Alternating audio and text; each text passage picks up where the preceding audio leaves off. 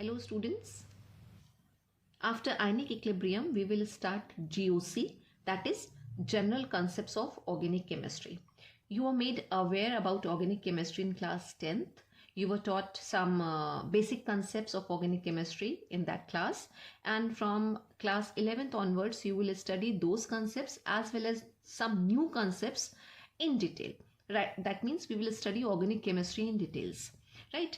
In this chapter, you have to study three main topics, and these topics are classification and IUPAC nomenclature, classification of organic compounds and their IUPAC names. After that, we will do isomerism कि किस तरह से organic compound isomerism show करते हैं और isomerism के types क्या हैं.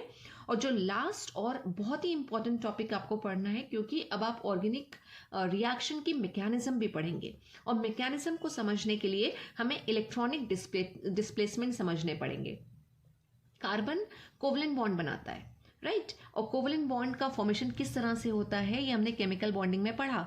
अब उस केमिकल बॉन्ड में या कोवलेंट बॉन्ड में किस तरह से इलेक्ट्रॉन डिस्प्लेस होते हैं, यानी एक एटम से दूसरे एटम की तरफ शिफ्टिंग उनकी होती है, उसे हम बोलते हैं इलेक्ट्रॉनिक डिस्प्लेसमेंट, जो मैकेनिज्म पार्ट को समझने के लिए एक बहुत इंपॉर्टेंट टॉपिक है. तो उसको भी हमें इसी चैप्टर में कवर करना है. तो तीन जो टॉपिक हम डिस्कस करेंगे वो है classification of organic compound, IUPAC nomenclature, isomerism and electronic displacement, जिसमें हम इंडक्टिव इफेक्ट, रेजोनेंस और हाइपर कॉन्जुगेशन इन सब की बात करेंगे. लेकिन उससे पहले हम जरा सा रिवाइज कर लें कि ऑर्गेनिक केमिस्ट्री के अगर हम इंट्रोडक्टरी पार्ट में चले जाते हैं या उसके हिस्टोरिकल बैकग्राउंड में चले जाते हैं, तो ऑर्गेनिक केमिस्ट्री क्या है.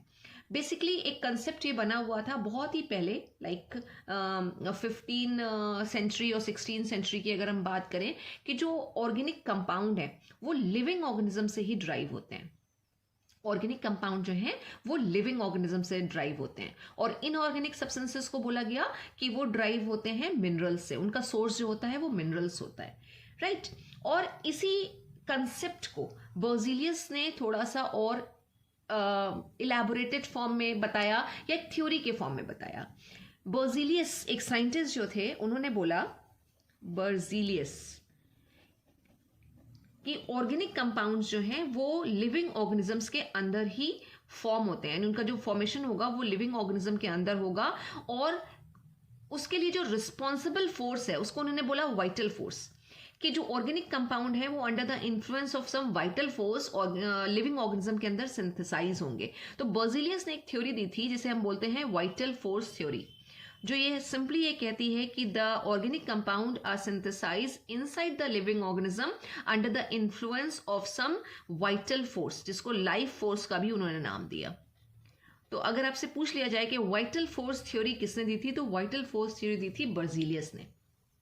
लेकिन 1828 में बर्जीलियस की जो वाइटल फोर्स थ्योरी थी ये नल एंड वॉइड हो गई जब एक्सीडेंटली एक और साइंटिस्ट हमारे पास थे, वोलर. उन्होंने एक्सीडेंटली यूरिया सिंथेसाइज किया लैब में. Urea was synthesised accidentally in lab, right. और ये कब की बात है, ये 1828 की बात है. एक्सीडेंटली ये बना था, लेकिन पहला ऑर्गेनिक कंपाउंड जो बना वो था यूरिया. और कैसे बना था अगर हम उसकी बात करें, तो एक इनऑर्गेनिक सब्सटेंस की हीटिंग से बना था. इनऑर्गेनिक सब्सटेंस क्या है, NH4CNO, जिसका नाम है अमोनियम साइनेट. अमोनियम साइनेट को जब हीट किया तो इसमें जो एटम प्रेजेंट हैं ये कुछ रीअरेंज होके इस तरह से आ गए NH2CO NH2, यानी अमोनियम साइनेट कन्वर्ट हो गया यूरिया में. यूरिया का फॉर्मूला होता है NH2CO NH2, और इसको सिंथेसाइज करने का क्रेडिट किसे गया, वोलर. और जैसे ही ये कंपाउंड लैब में सिंथेसाइज हुआ तो बर्जीलियस की वाइटल फोर्स थ्योरी या जो कंसेप्ट था कि जो ऑर्गेनिक कंपाउंड्स हैं वो लिविंग ऑर्गेनिजम्स के अंदर बनते हैं, वो थ्योरी या ये कंसेप्ट एकदम नल एंड वॉइड या फिर कैंसिल हो गया, और ये चीज निकल के आई कि यस, हम ऑर्गेनिक कंपाउंड को लैब में सिंथेसाइज कर सकते हैं. और उसके बाद तो आज की डेट तक अगर हम बात करें तो हमारे पास इतने ज़्यादा ऑर्गेनिक कंपाउंड्स हैं, या इतने ज़्यादा हम ये कहें कार्बन के कंपाउंड्स हैं, कि हम बिल्कुल कार्बन के कंपाउंड की स्टडी ही अलग करते हैं under the name organic chemistry. तो बेसिकली जो ऑर्गेनिक केमिस्ट्री है वो कार्बन के आसपास ही घूमती है. यूरिया के बाद जो सेकेंड या नेक्स्ट कंपाउंड लैब में सिंथेसाइज किया गया वो है एसिटिक एसिड। और एसिटिक एसिड की डिस्कवरी का या एसिटिक एसिड को सिंथेसाइज करने का जो क्रेडिट जाता है वो जाता है कोल्बे को। तो कोल्बे ने सिंथेसाइज किया एसिटिक एसिड, और इसको हम बोल सकते हैं कि ये पहला ऐसा ऑर्गेनिक कंपाउंड था जो लैब में एक्सीडेंटली सिंथेसाइज, जो इंटेंशनली सिंथेसाइज हुआ। क्योंकि जो यूरिया था वो एक्सीडेंटली सिंथेसाइज हुआ था, ये अमोनियम साइनेट में आइसोमेरिक चेंजेस हुए थे, यानी हम जिसे मॉलिकुलर रीअरेंजमेंट बोलते हैं, कुछ रीअरेंजमेंट हुआ था तो यूरिया आ गया था। और उसके बाद कोल्बे ने एसिटिक एसिड सिंथेसाइज किया, और एक और साइंटिस्ट हैं जिनका नाम है बार्थेलॉट, और इन्होंने लैब में मीथेन सिंथेसाइज की। मीथेन जिसका फॉर्मूला होता है CH4।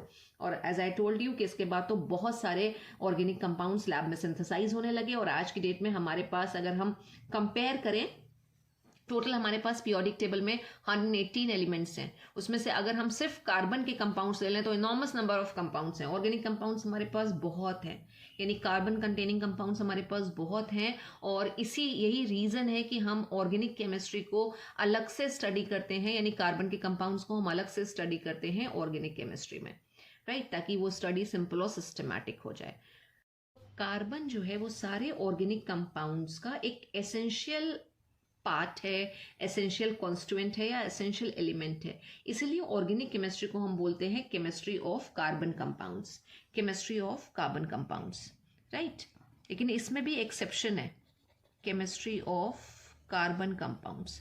जैसे कि कार्बोनेट्स को अगर हम बोलें तो कार्बोनेट एक ऑर्गेनिक कंपाउंड नहीं है। कार्बोनेट्स के जो सॉल्ट्स होंगे जैसे कैल्शियम कार्बोनेट, मैग्नीशियम कार्बोनेट या फिर बाई कार्बोनेट्स, वो भी कार्बन का ही है, लेकिन वो एक्सेप्शन है क्योंकि कार्बोनेट्स हमें कहाँ से मिलते हैं? मिनरल्स से, राइट। तो हम बोलते हैं केमिस्ट्री को, ऑर्गेनिक केमिस्ट्री को, कि it is the chemistry of carbon compounds, right. और मॉडर्न डेफिनेशन में अगर हम चले जाएं कि मॉडर्न डेफिनेशन क्या है, तो ऑर्गेनिक केमिस्ट्री को हम डिफाइन करते हैं the chemistry of hydrocarbons and their derivatives. तो organic chemistry is the study of hydrocarbons and its derivative, hydrocarbons and its derivatives, right. Hydrocarbons क्या हुए? हाइड्रोकार्बन्स वो कंपाउंड्स होते हैं जिसमें सिर्फ कार्बन और हाइड्रोजन प्रेजेंट हो, जैसे कि मीथेन एक हाइड्रोकार्बन है। क्यों? क्योंकि इसमें कार्बन और हाइड्रोजन प्रेजेंट है, तो इसको हम बोलेंगे हाइड्रोकार्बन। और इसी में अगर हम एक हाइड्रोजन को हटा दें और अगर एक Cl लगा दें तो हमारे पास आ जाएगा CH3Cl, राइट। तो अब मीथेन से क्या डिराइव हो गया, मतलब मीथेन से हमने क्या ऑब्टेन कर लिया? Methyl chloride. तो इसको हम बोलेंगे this is derivative of methane, एक हाइड्रोकार्बन का डेरिवेटिव है, डेरिवेटिव ऑफ CH4 या मीथेन। तो जब हम कंपाउंड्स को ड्राइव करते हैं उनके पेरेंट हाइड्रोकार्बन से, तो वो कहलाते हैं डेरिवेटिव्स, राइट। तो डेरिवेटिव की मीनिंग क्लियर हो गई होगी, all those compounds which are drive from their parent hydrocarbon. जैसे कि बेंजीन जिसका फॉर्मूला होता है C6H6, इसमें से भी अगर हम एक हाइड्रोजन को हटा दें और CH3 ग्रुप अगर लगा दें तो वी विल गेट C6H5, एक हाइड्रोजन निकल गया तो 5 हाइड्रोजन रह जाएंगे और CH3 ग्रुप हमारे पास आ गया। This is the structure of toluene या toluene, right.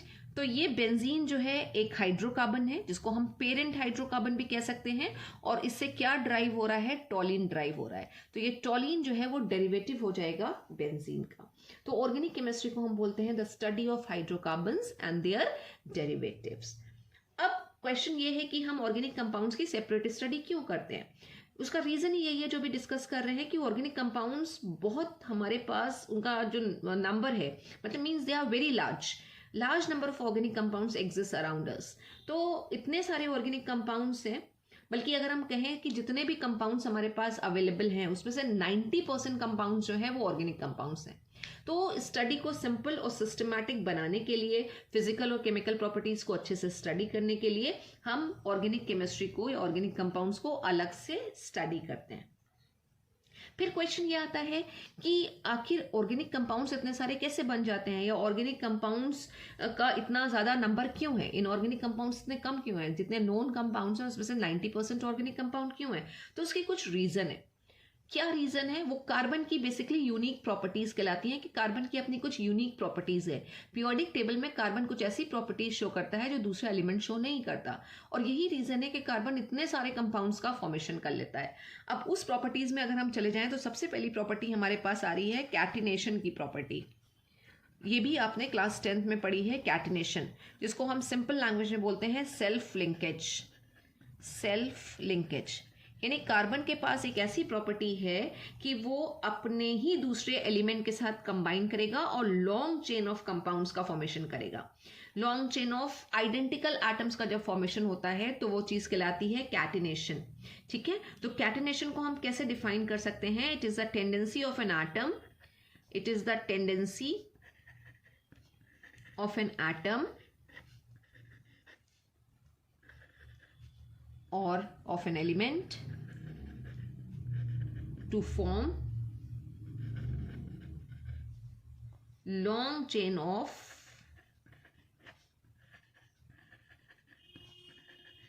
identical atoms.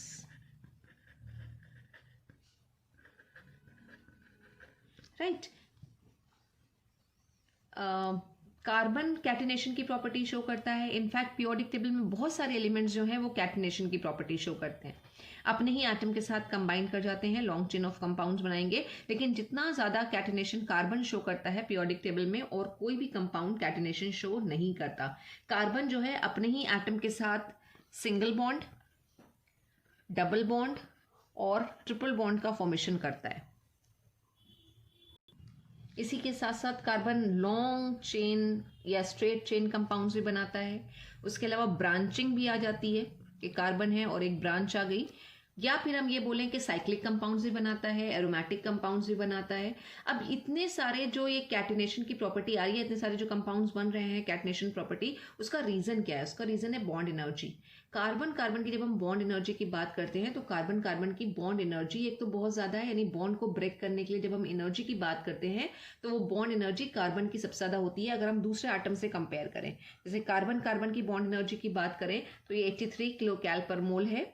SI भी कैटिनेशन की प्रॉपर्टी शो करता है, यानी अपने ही दूसरे एटम के साथ कंबाइन कर जाएगा, लेकिन इसकी बॉन्ड एनर्जी काफी कम आ रही है, 54 किलो कैल पर मोल अगर यूनिट में हम बात कर रहे हैं।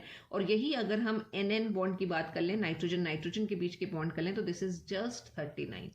राइट, तो पहला तो रीजन ये है कि ये जो कंपाउंड्स बनते हैं, कार्बन कार्बन के जो कंपाउंड्स बनेंगे बहुत ही स्टेबल होते हैं। स्टेबल इसीलिए है क्योंकि बॉन्ड डिस्ट्रीब्यूशन एनर्जी जो है वो काफी हाई है कार्बन कार्बन के केस में। इसके अलावा जब हम बॉन्ड की स्ट्रेंथ इसी के बेसिस पे निकालते हैं तो जो स्टेबिलिटी और स्ट्रेंथ भी आती है वो कार्बन की ही सबसे ज्यादा है और सारे एटम के कंपैटिबली। तो कार्बन के पास एक प्रॉपर्टी है कि वो अपने ही एटम के साथ कंबाइन होकर बहुत ही स्टेबल बॉन्ड्स बना सकता है, स्टेबल स्ट्रक्चर्स बना सकता है। इस वजह से कार्बन के इतने सारे कंपाउंड एग्जिस्ट कर रहे हैं। उसके अलावा कार्बन जो है दूसरे एलिमेंट के साथ बहुत ही स्ट्रॉन्ग कोवलेंट बॉन्ड बनाता है, और ये दूसरे एलिमेंट कौन से हो सकते हैं? अगर हम इन टोटलिटी बात करें तो हमारे पास 10 एलिमेंट और हैं जिनके साथ कार्बन कंबाइन करता है। कार्बन बेसिकली अपनी जो टेट्रावैलेंसी है वो हाइड्रोजन के साथ सैचुरेट करता है या सेटिस्फाई करता है, लेकिन हाइड्रोजन को रिप्लेस करके हम दूसरे एटम भी यहाँ पे लगा सकते हैं, जैसे ऑक्सीजन, हेलोजन, नाइट्रोजन, सल्फर, ये सारे एटम यहाँ पे आ जाएंगे। राइट, तो जो बॉन्ड बन के आती है वो काफी एक स्ट्रॉन्ग बॉन्ड होती है, और बॉन्ड को जब भी हम स्ट्रॉन्ग बोल रहे हैं तो हम हमेशा उसको बॉन्ड एनर्जी से ही कंपेयर करेंगे, ये आपको पता है। तो दूसरी जो कार्बन की प्रॉपर्टी है जो उसको यूनिक बनाती है वो है टेंडेंसी टू कंबाइन विद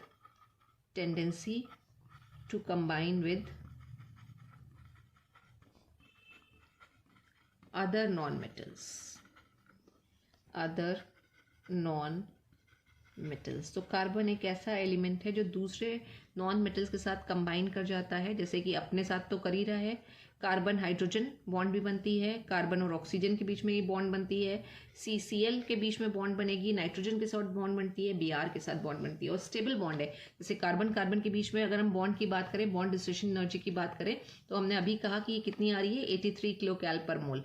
और कार्बन हाइड्रोजन की जो बॉन्ड है वो और स्ट्रॉन्ग हो जाती है क्योंकि हाइड्रोजन का साइज काफी छोटा होता है, तो दिस इज 97 किलो कैल पर मोल। कार्बन ऑक्सीजन की बात करें तो 86 है, और CCl की बात करें तो 81। तो कार्बन के पास एक ये प्रॉपर्टी है कि दूसरे एलिमेंट के साथ कंबाइन करके ये काफ़ी स्टेबल बॉन्ड बना लेता है, जिसकी वजह से भी हमारे पास इतने सारे ऑर्गेनिक कंपाउंड है। फिर तीसरी प्रॉपर्टी में अगर हम जाएं तो आइसोमेरिज्म, इसको हम बाद में डिटेल में पढ़ेंगे। आइसोमेरिज्म क्या है? Same molecular formula but different structure. तो ऑर्गेनिक कंपाउंड जो है आइसोमेरिज्म शो करते हैं, इनऑर्गेनिक कंपाउंड आइसोमेरिज्म नहीं शो करते हैं, राइट? कि एक ही मॉलिकुलर फॉर्मूला से हम कई सारे स्ट्रक्चर ड्राइव कर लें। ये भी एक रीजन है जिसकी वजह से ऑर्गेनिक कंपाउंड्स हमारे पास काफी सारे अवेलेबल हैं। और लास्ट अगर हम कार्बन की यूनिक प्रॉपर्टी की बात करें तो ये है इसकी टेट्रावेलेंसी। Tetravalency, right? कार्बन जो है वो टेट्रावेलेंट होता है। एक्साइटेड स्टेट में ये हमने देखा था जब हाइब्रिडाइजेशन पढ़ा था, तो sp3 हाइब्रिडाइज्ड आ रहा था इन केस ऑफ एल्केन्स। यानी अगर कार्बन जो है चारों सिग्मा बॉन्ड का फॉर्मेशन करता है तो कार्बन जो है sp3 हाइब्रिडाइज्ड होगा। तो जो टेट्रावेलेंसी है ये भी बहुत हेल्प करती है इसको बहुत सारे कंपाउंड्स बनाने में, राइट? जैसे कि ये 4 बॉन्ड बना रहा है मीथेन में। अब इसमें से अगर हम एक हाइड्रोजन हटाएंगे तो हमने अभी देखा कि CH3Cl बन जाएगा। 2 हाइड्रोजन अगर हम हटा दें यहाँ से, -2H अगर हम कर दें और उसकी जगह 2 Cl लगा दें तो हमारे पास आ जाएगा CH2Cl2, राइट? डाइक्लोरोमीथेन बन गया। एक H और हटा दें अगर और एक Cl लगा दें तो बन जाएगा CH_Cl3, क्लोरोफॉर्म बन गया। और इसी में अगर एक हाइड्रोजन और हटा के हम Cl लगा दें तो कार्बन टेट्राक्लोराइड आ जाएगा। तो जो टेट्रावेलेंसी है ये भी बहुत हेल्प कर रही है कार्बन को ढेर सारे ऑर्गेनिक कंपाउंड्स बनाने में। तो इसको हम क्या हेडिंग देंगे? जो हमने catenation, tendency of carbon to combine with other non metals, isomerism और टेट्रावेलेंसी की बात करी, तो ये सारी की सारी बेसिकली क्या है? Unique properties of carbon. Unique properties of carbon. जब हम यूनिक की बात करते हैं तो एक पर्टिकुलर एलिमेंट के साथ ही आता है और ये प्रॉपर्टी जो है वो कार्बन शो करता है। जैसे पहली प्रॉपर्टी हमने बात करी सेल्फ लिंकेज की या कैटिनेशन की, ठीक है? तो कैटिनेशन बहुत सारे एलिमेंट शो करते हैं, आपको पता है। फॉस्फोरस टेट्रावेलेंट होता है, इसमें 4 फॉस्फोरस के एटम कंबाइन होते हैं। सल्फर की जो एटॉमिसिटी आती है मॉलिक्यूल की वो 8 होती है। लेकिन कार्बन, अगर आप फ्लोरीन्स वगैरह आपने क्लास 10 में पढ़ा है तो आपको पता है कि चेन में 100 ऑफ कार्बन आ सकते हैं। तो जितना मैक्सिमम कैटिनेशन पीरियोडिक टेबल में कार्बन शो करता है कोई दूसरा एलिमेंट शो नहीं करता।